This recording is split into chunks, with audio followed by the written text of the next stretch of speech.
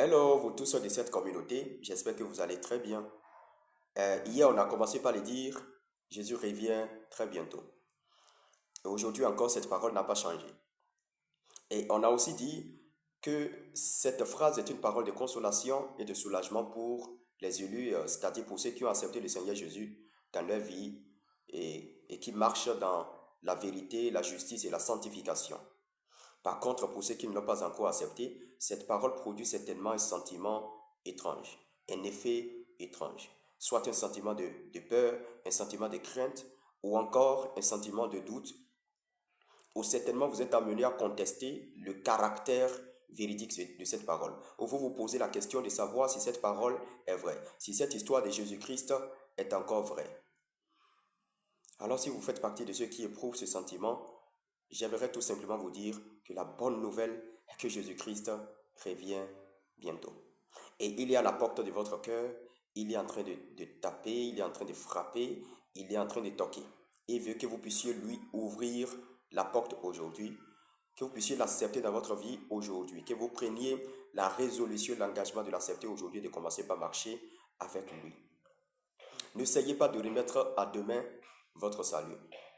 Peut-être que vous êtes de ceux qui ont bien évidemment envie d'accepter le Seigneur Jésus-Christ, mais qui se disent, il faut que j'atteigne cet objectif-là, j'ai un objectif de ma vie à atteindre, et après que j'aurai atteint cet objectif, je reviendrai, j'accepterai le Seigneur Jésus-Christ. Non, ça ne se passe pas comme ça. Demain ne vous appartient pas. Vous n'avez aucune garantie. Les prochains jours ne vous appartiennent pas. Les prochaines semaines ne vous appartiennent pas. Les prochains mois non plus ne vous appartiennent pas.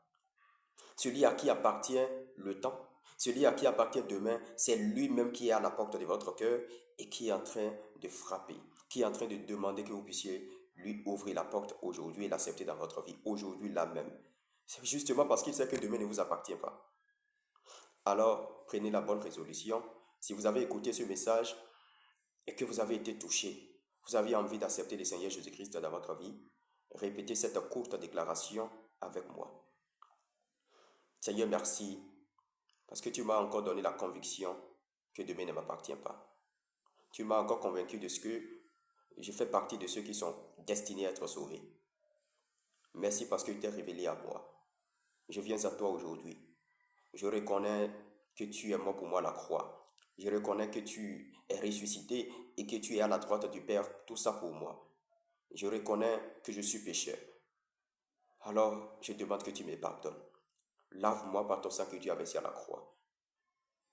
Là maintenant, je t'invite dans ma vie. Je t'ouvre la porte de ma vie. Je me donne à toi. Je donne ma vie à toi. Je t'invite dans ma vie. Je t'accepte aujourd'hui comme Seigneur Sauveur parce que je veux te suivre, je veux te connaître. Merci Seigneur. Au nom de Jésus, nous avons prié. Amen. Shalom à vous. Jésus revient très bientôt.